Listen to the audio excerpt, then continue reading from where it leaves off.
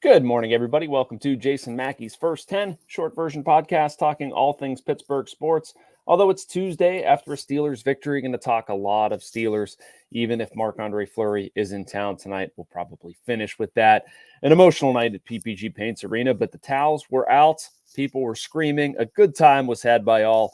On the North Shore last night, Steelers 26, New York Giants 18. A little closer than maybe we would have thought, but we'll get through a whole bunch of that. First, I want to remind you that we're brought to you by Edgar Snyder and Associates. If you're injured in an accident, you're probably wondering what's next. For over 40 years, Edgar Snyder and Associates has helped injury victims answer that question. Whether it's gathering evidence, collecting medical records, or dealing with insurance companies, Edgar Snyder and Associates has helped over 75,000 people handle what's next.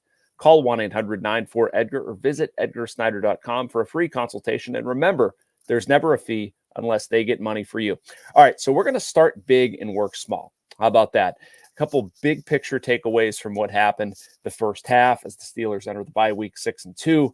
A little bit about what we saw last night against the Giants, but just sort of how things are rounding into form for the Steelers. I thought it was interesting. A couple guys talked about this last night. Najee Harris, Alex Highsmith, among the group, basically that they're not satisfied. That things are trending in a positive direction, right? You'd rather be 6-2 than 2-6. But it seemed to be a concerted effort. Maybe this is a talking point from Mike Tomlin. Not totally sure. But they realize there are faults there, which is good because there are. Even last night, what they allowed the Giants, it's too much. It's too much. 394 yards on the ground. The rushing defense was not up to snuff. Tyrone Tracy Jr., I believe, had 145 overall. Giants had, 156, 157, something like that. Daniel Jones, we were thinking that he was going to be not very good at all.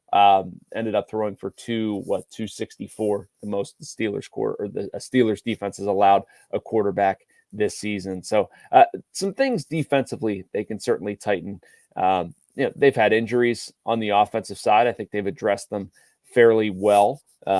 The latest development, though, and this is something I got to a little bit in my column this morning, is about how different the passing game looks.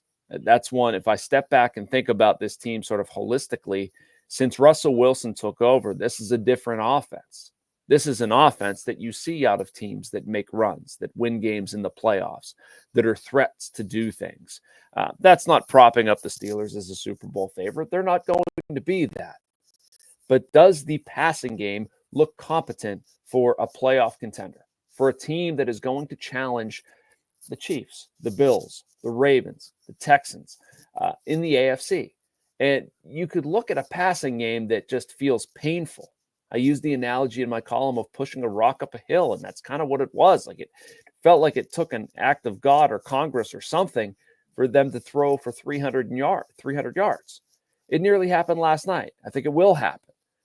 Russell Wilson has brought a different feel to this team, and that sort of touches off a lot of places. Calvin Austin III and Van Jefferson have been vastly different and more important parts of this thing. Last night, Van Jefferson, 4 catches, 62 yards. Calvin Austin catches a touchdown. Also love the punt return. The special team stuff continues. That's probably a big picture point to make. But overall, I have loved the impact that Russell Wilson has had on this offense. It feels like an adult offense. Arthur Smith in the same boat. They're working really well together. The checks at the line of scrimmage, what they're bringing out of the running game.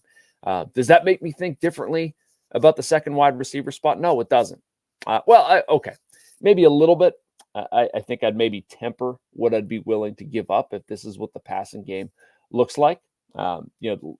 Last week or 2 weeks ago, I think the conversation was Cooper Kupp for a second-round pick. That was the sort of radio talking point question that was floating around there. And given what we had known at the time, I would have done it. And I still wouldn't have had a problem. Like, if the deal was to be made right there and you gave up a second-round pick to get Cooper Kupp, I really do think that's the type of move that's going to put the Steelers over the top. Now, is Adam Thielen more of a logical option at this point? Maybe. Do they circle back to the Jets and try to grab Mike Williams? I don't know.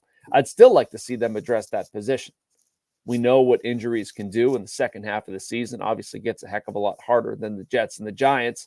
Maybe numbers are inflated right now. We don't know, but I'd like to see them add as much depth as possible. So again, that does not make me feel any differently about that. But for right now, as we're making, formulations and thinking how we feel about this team going into the bye, I really like where they're at. I really like where the passing game has evolved, what Russell Wilson has done. There's just been injection of positivity, if that's the right way of putting it, bringing the running game alive. Najee Harris has been fantastic, was again last night, 3 straight 100-yard games, 19 carries, 114 yards. Jaylen Warren, his best game of the season, really liked what he's done and how they've brought him along. He is healthy, but that's the offensive side of the ball. There's another side on the defense, and they did some great things last night, despite the yardage allowed. Sort of came through in some key times. Going to talk about a takeaway I had there. But first, want to take our break with a message from the Bradenton Area Convention and Visitors Bureau. Embrace the laid-back charm of island life while sinking your toes in the sand and discovering real, authentic Florida in the Bradenton area. Unspoiled beauty and pristine beaches, a vibrant waterfront downtown energized by local arts and culture, fresh Floridian cuisine with a flourish of rich history, and friendly locals ready to welcome you to this preserved paradise on Florida's Gulf Coast. Plan your visit today at BradentonGulfIslands.com. Welcome back to First 10. I'm your host, Jason Mackey. We're here in the middle of the morning, Monday through Friday, usually bouncing around talking about a couple different things, but obviously Steelers heavy in this episode. So in the first half, I promised something about the defense, and TJ Watt is that. Came through in an absolutely clutch time last night. Russell Wilson fumbles. Steelers need the ball back. Well, easy thing. Go to TJ Watt. Strip sack, about the 4 billionth of his career, but just an overall monster game from him. 7 tackles, 5 solo, 2 sacks, 2 tackles for a loss, 2 quarterback hits, forced fumble recovery. I think that's it. Or maybe I just copy and pasted that from every meaningful Watt performance. Now, it was incredible. Really liked the tandem coverage with him and Alex Highsmith. That was something Highsmith got into after the game, talking about them sort of flipping sides and being versatile and rushing on the other side, trying to get guys away from double teams and get them into one-on-one matchups and whatever. And it's neat to see the two of them competing off of each other, feeding off of one another. Just so good. But the point is Watt. And the point is hopefully he doesn't get screwed out of a Defensive Player of the Year award.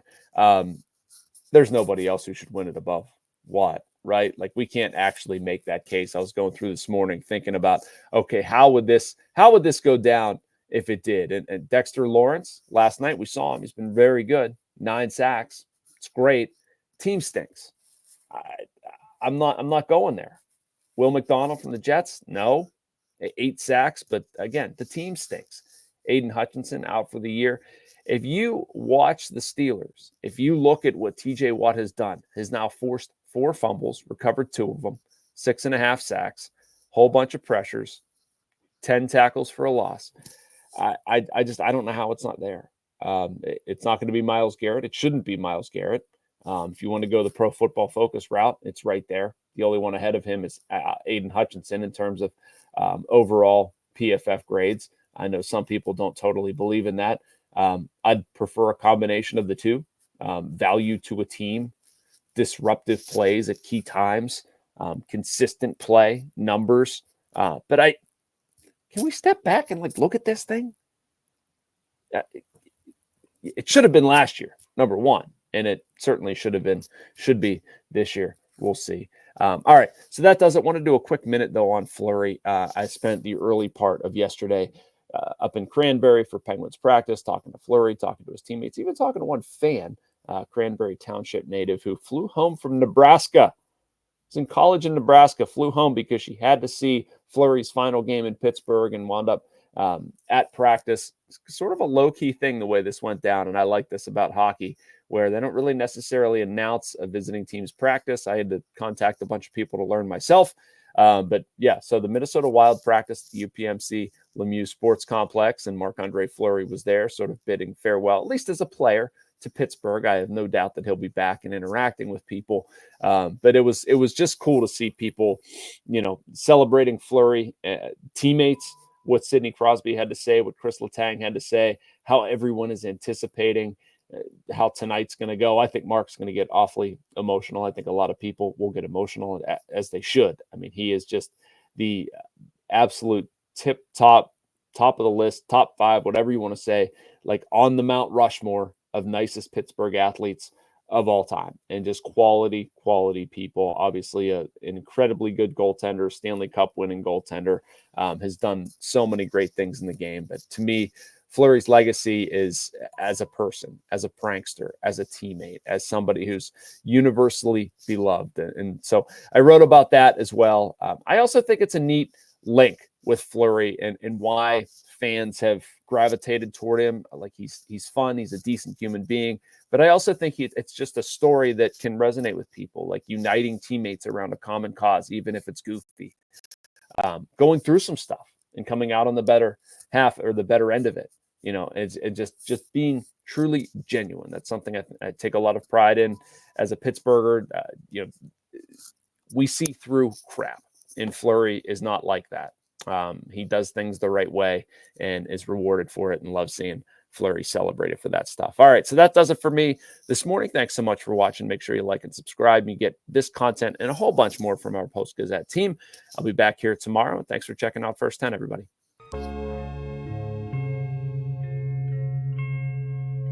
Thank you for checking out this content from Post-Gazette Sports. If you watch this video on YouTube, please like the video and subscribe to our channel.